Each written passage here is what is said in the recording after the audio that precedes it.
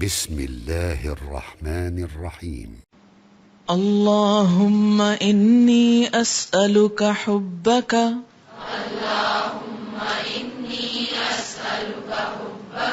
وحب من يحبك وحب عمل يقربني إلى حبك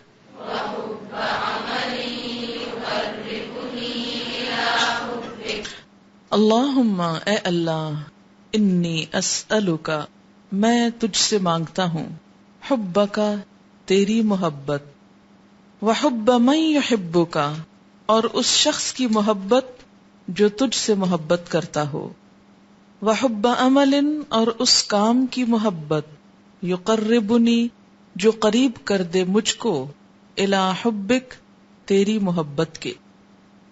انسان کی مختلف ضروریات ہوتی ان میں سے ایک ضرورت محبت بھی ہے۔ ہر انسان یہ چاہتا ہے کہ وہ محبت کرے بھی اور کوئی اس سے محبت کرے۔ ایسے لوگوں میں کوئی خیر نہیں، کوئی بھلائی نہیں کہ جن کے دلوں میں کسی کی محبت نہ ہو اور کوئی ان سے محبت نہ رکھتا ہو۔ نبی صلی اللہ علیہ وسلم نے ان لوگوں کو خوشخبری سنائی، اور خوشخبری بھی کس بات کی کہ وہ لوگ آپ صلی اللہ علیہ وسلم کے قریب ترین ہوں گے قیامت کے دن، جن کے اندر یہ صفات ہوں گی: بہترین اخلاق والے، عاجز مزاج، المؤطئون اکنافا جھک کے رہنے والے، الذین یألفون ویؤلفون جو محبت کرتے ہیں اور محبت کیے جاتے ہیں۔ فرمایا میں تم کو بتاؤں کہ قیامت کے دن میری مجلس میں سب سے قریب ترین میرے کون لوگ ہوں گے؟ یہ لوگ ہوں گے۔ گویا محبت کرنے والے اور کیے جانے والے دنیا میں بھی فائدے میں ہیں اور آخرت میں بھی فائدے میں ہوں گے۔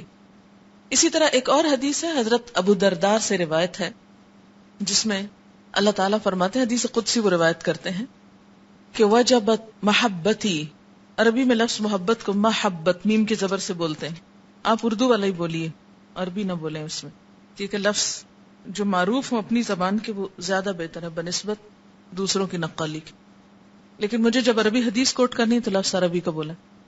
وجبت محبتی، میری محبت واجب ہو گئی، یعنی اللہ تعالیٰ فرماتے ہیں میری محبت واجب ہو گئی۔ کن کے لیے؟ ان لوگوں کے لیے جو میری خاطر آپس میں محبت کرتے ہیں، جو میری خاطر آپس میں ایک دوسرے کی زیارت کرتے ہیں، جو میری خاطر ایک دوسرے پر اپنا مال خرچ کرتے ہیں۔ قیامت کے دن اللہ تعالیٰ پکاریں گے، کیا پکاریں گے؟ این المتحابین فی، این المتحابین، متحاب متفاعل ہے باب تفاعل سے، این المتحابین فی، کہاں ہیں وہ لوگ جو میری خاطر ایک دوسرے سے محبت کرتے تھے؟ الیوم اظلہم، آج میں ان کو اپنے سائے تلے جگا دوں، یوم لا ظل الا ظلی، جس دن میرے سائے کے سوا اور کوئی سایہ بھی نہیں۔ ایسے لوگوں کو پکارا جائے گا، ڈھونڈا جائے گا، اور انہیں اللہ تعالیٰ اپنے سائے تلے جگہ عطا فرمائیں گے، اپنے خاص لوگوں میں شریک کریں گے۔ ایک اور روایت میں آتا ہے کہ کچھ لوگ قیامت کے دن چمکتے چہرے والے ہوں گے، روشن چہروں والے، موتیوں کے ممبروں پر بیٹھے ہوں گے، عرش الہی کے سائے تلے ہوں گے، انبیاء، شہداء، صالحین ان پہ رشک کر رہے ہوں گے کہ یہ کون خوبصورت لوگ ہیں، اتنے اچھے لوگ۔ پوچھا جائے گا کہ کون ہیں؟ بتایا جائے گا کہ مختلف قبائل، علاقوں، نسلوں کے لوگ ہیں جو صرف اللہ کے لیے جمع ہوئے، انہیں صرف اللہ کی ذات نے جوڑا، وہ صرف اللہ کی خاطر محبت کرتے تھے، اللہ کے نام پر ایک دوسرے کے قریب آئے۔ دنیا کی کوئی غرض، کوئی لالچ، کوئی نفسا نفسی بیچ میں شامل نہ تھی۔ اور اس کی سب سے بہترین مثال تو صحابہ کرام ہے۔ کوئی حبشی ہے، کوئی فارسی ہے، کوئی رومی ہے، کوئی گورا ہے، کوئی کالا ہے، لیکن صرف ایک کامن فیکٹر ہے سب کے درمیان کہ وہ ایک دوسرے پر اپنی جان نچھاور کرنے والے ہیں۔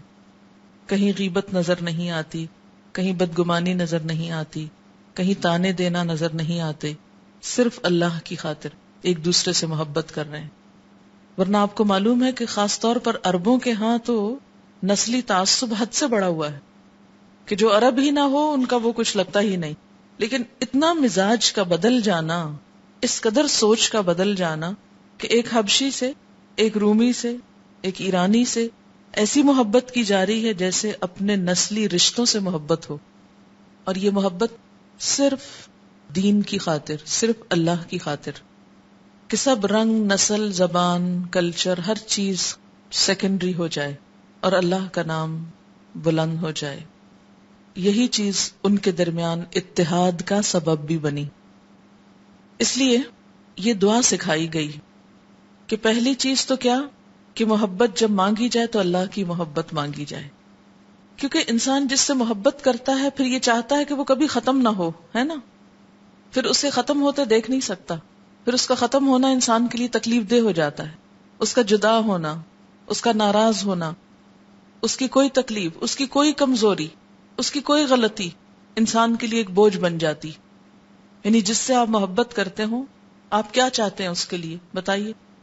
اس میں کوئی کمزوری نہ ہو، کوئی عیب نہ ہو، آپ اس سے جدا نہ ہو، وہ ناراض نہ ہو. بہت ساری چیزیں آپ جس سے آپ محبت کرتے ہیں اس کے اندر پرفیکشن چاہتے ہیں. ورنہ کیا ہوتا ہے، اگر ایک چیز بھی آپ کے معیار سے کم ہوتی ہے تو آپ کی محبت ختم ہو جاتی، ٹوٹ جاتی. یہ ساری پرفیکشن صرف ایک ذات میں ہے.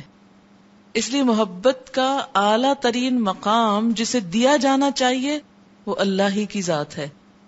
اسی لیے اہل ایمان کی صفت کیا بتائی گئی؟ والذین آمنوا اشد حبا للہ. وہ لوگ جو ایمان لاتے ہیں اللہ کی محبت میں سب سے زیادہ شدید ہوتے ہیں، کیونکہ وہیں پرفیکشن ہے، اسی میں کوئی عیب نہیں، کوئی خامی نہیں. وہ کبھی ختم ہونے والا نہیں، کبھی دھوکہ نہیں دے گا، ہمیشہ کیئر کرنے والا، جو مانگے جب مانگے جس وقت مانگے وہ ہر وقت سننے والا. آپ سو بھی رہے ہو تو وہ جاگنے والا، آپ دن میں پکاریں، رات میں پکاریں، کسی وقت پکاریں، ہر وقت اس کی پریزنس کو آپ فیل کر سکتے ہیں. اور یہ چیز انسان کی زندگی کو مکمل کرتی ہے. وہی انسان زندگی کا لطف اٹھا سکتا ہے جس کے دل میں اللہ کی محبت آ جائے، جو اپنے رب کو پالے. پھر انسان غم کے اندھیروں میں بھی، تنہائی میں بھی ہر جگہ مسکرا اٹھتا ہے، اس لیے کہ اس کے دل میں اس کے رب کا نور جگمگا رہا ہے. وہ تنہائی میں بھی تنہا نہیں، وہ پریشانی میں بھی پریشان نہیں، کیونکہ اس کا رب اس کے ساتھ ہے. جس سے وہ محبت کرتا ہے وہ ہر جگہ موجود ہے. کیونکہ محبت جس سے کی جاتی ہے نا تو انسان چاہتا ہے نا اس سے جدا نہ ہو، الگ نہ ہو. ایک اللہ ہی کی ذات ہے کہ جس سے آپ ہمیشہ ساتھ رہ سکتے ہیں. دنیا میں بھی، قبر میں بھی، حشر میں بھی، جنت میں بھی، ہر جگہ وہی بس ساتھ رہ سکتا ہے، باقی کوئی ساتھ نہیں ہمیشہ رہ سکتا. جس سے بھی اور کسی سے محبت کریں گے اللہ کے سوا وہ سب ساتھ چھوڑ جائیں گے، سب دکھ دیں گے، سب کے اندر کمزوریاں ہیں، سب کی محبتیں غم کا سبب ہیں، چاہے مال کی ہو، اولاد کی ہو، شوہر کی ہو، بیوی کی ہو، بچوں کی ہو، دوستوں کی ہو، کسی انسان کی ہو. سب کی محبت غم لاتی ہے، اللہ کی محبت خوشی لاتی. صرف ایک محبت ہے جو خوشی دیتی ہے انسان کو، حقیقی معنوں میں سکون دیتی، اور یہ چیز ایمان کو مکمل کرتی. اس کے بغیر ایمان مکمل ہی نہیں. اللہ کی محبت کے بغیر اللہ پر ایمان مکمل ہی نہیں. یہ جزو ہے ایمان کا. جو دل اللہ کی محبت سے خالی ہے وہ ہر نعمت سے خالی. بڑی بڑی نعمتیں اس کے لیے پھر کوئی حیثیت نہیں رکھتی. لیکن بعض اوقات ہم کو یہ سمجھ بھی نہیں آتی کہ یہ ہماری ضرورت ہے. یہ محبت ہماری ایک بنیادی ضرورت ہے، اس کے بغیر ہم خالی ہیں، کھوکھلے ہیں. تو اس لیے اس کو مانگنے کی ضرورت ہے. اللہم انی اسألک حبک، اے اللہ میں تجھ سے تیری محبت مانگتا ہوں. اس کے بعد وحب من یحبک، اور پھر دوسرے نمبر پر اس شخص کی، اس انسان کی، کیونکہ انسان چاہتا نہیں جس سے محبت کرتا اس کو چھو سکے، اس کو ہاتھ لگا سکے، اس کے قریب ہو سکے. اللہ کی ذات تو ایسی نہیں نا کہ جس کو انسان چھو سکے، کیونکہ انسان کی کچھ روحانی ریکوائرمنٹس کے علاوہ اس کی کچھ فزیکل ریکوائرمنٹس بھی ہیں.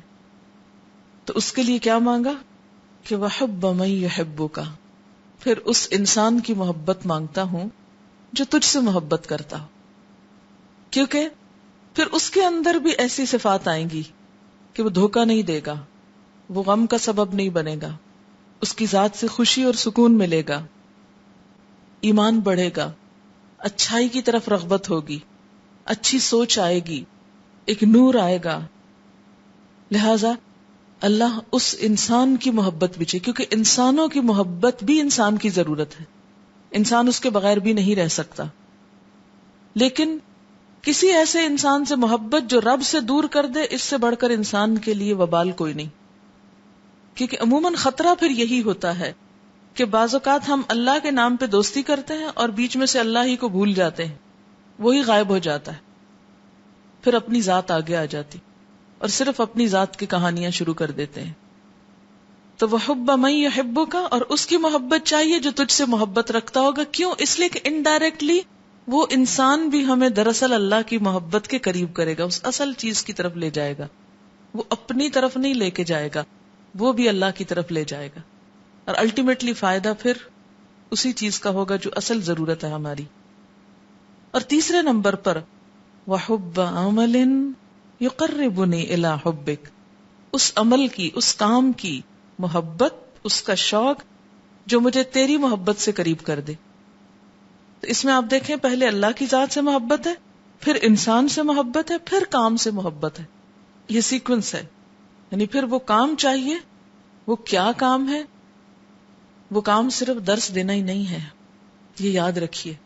یہ صرف قرآن کی تلاوت ہی نہیں ہے. ایک حدیث میں آتا ہے نا، حدیث قدسی میں، کہ اللہ تعالیٰ قیامت کے دن بندے سے کہے گا، میں بھوکا تھا تو نے مجھے کھلایا ہی نہیں، میں پیاسا تھا تو نے مجھے پلایا نہیں، میں بیمار تھا تو نے میری عیادت نہیں کی، مجھے کپڑا چاہیے تھا تو نے مجھے پہنایا نہیں. تو انسان پریشان ہو جائے گا، کہے گا یا رب العالمین، تو ساری دنیا کو کھلاتا پلاتا ہے، تو سب کو پہناتا ہے، شفا دینے والا بھی تو ہے، تجھے میں کیسے کھلاتا، میں تجھ کو کیسے پلاتا، میں تیری عیادت کیسے کرتا، میں تجھ کو کپڑا کیسے پہناتا. تو اللہ تعالیٰ فرماتے میرا فلاں بندہ بھوکا تھا، اگر تو اس کو کھلاتا تو مجھے اس کے پاس پاتا، فلاں پیاسا تھا تو اس کو پلاتا تو مجھے وہاں پاتا، تم مجھے وہاں ڈھونڈ لیتے.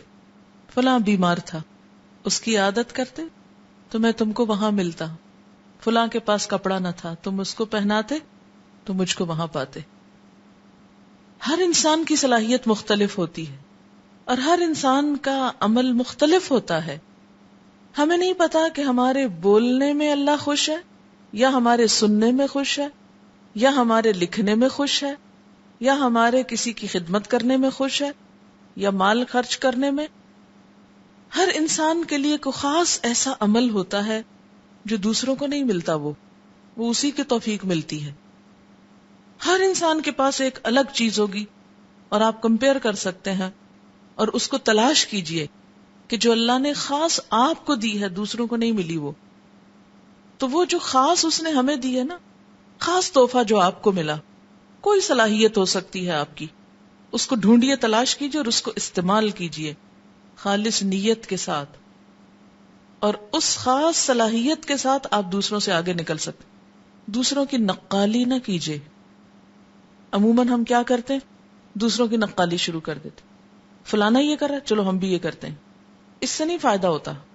یہ دیکھیے کہ آپ کیا کر سکتے ہیں جو آپ کے اندر اللہ نے رکھا نہیں. کیونکہ جب ہم نقالی کرتے ہیں نا تو غم آتا ہے.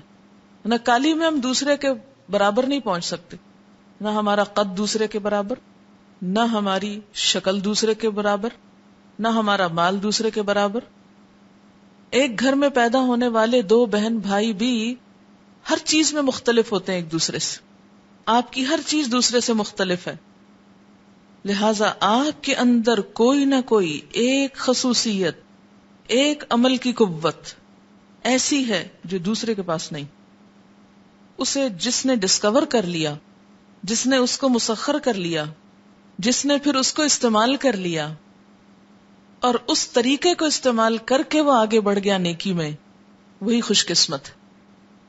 اس لیے یہ دعا منگوائی گئی کہ وحب عمل، اس کام کی محبت دے دے، وہ جو میرے بس میں کر سکتا ہوں، تو نے مجھے کرنے کی وہ توفیق بھی دی ہے، میرے اندر وہ پوٹینشل رکھا ہے، وہ کرنا دے دے، وہ کرنا مانگتا ہوں. حب عمل یقربنی الی حبک، جس سے تیری محبت میں اور اضافہ ہو جائے، جو تیری محبت کے قریب کر دے، یعنی جس کی وجہ سے تو مجھ سے محبت کرنے لگے. کیونکہ آپ کو معلوم ہے نا کہ انسان جس سے محبت کرتا ہے پھر کیا چاہتا ہے کہ وہ بھی مجھ سے محبت کرے. اور یہ بالکل فطری جذبہ ہے کہ جس سے آپ محبت کرتے ہو لازمی طور پر آپ چاہتے ہیں کہ آپ کو جواب ملے. تو جواب جب ملتا ہے نا جب آپ بھی دوسرے کے معیار پہ ہوتے ہیں. اگر آپ اس کے معیار پر نہیں تو جواب نہیں آتا. اس لیے یہ دعا مانگتا ہے انسان پھر کہ اللہ ایسا کام کرنے دے، ایسی ادا دے، ایسا طریقہ دے کہ جس سے پھر تو مجھ سے محبت کرنے لگے. یقربنی الی حبک، تیری محبت پھر میرے قریب ہو جائے، یعنی میں بھی تیری محبت کا اہل قرار پاؤں. ہم نے لفظ محبت کو بہت ہی ایک غلط معنی دے دیا اور ایک بہت ہی فضول چیز بنا کے رکھ دیا اور صرف ایک مخصوص رنگ دے دیا بس، جس کی وجہ سے ہم اصل محبت تک پہنچ ہی نہ سکے، اسی میں اٹک کے کھو کے رہ گئے. حالانکہ وہ شعر ہے نا، دو عالم سے کرتی ہے بیگانہ دل کو، عجب چیز ہے لذت آشنائی. تو یہ اللہ تعالیٰ سے آشنائی ہی انسان کے دل کو ہر چیز سے بے نیاز کر دیتی. تو اس دعا کو معمولی نہ سمجھے، بہت چھوٹی ہے لیکن بہت بہترین ہے.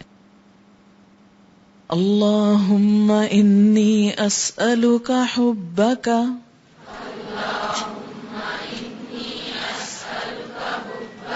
وحب من یحبک وحب عمل یقربنی الی حبک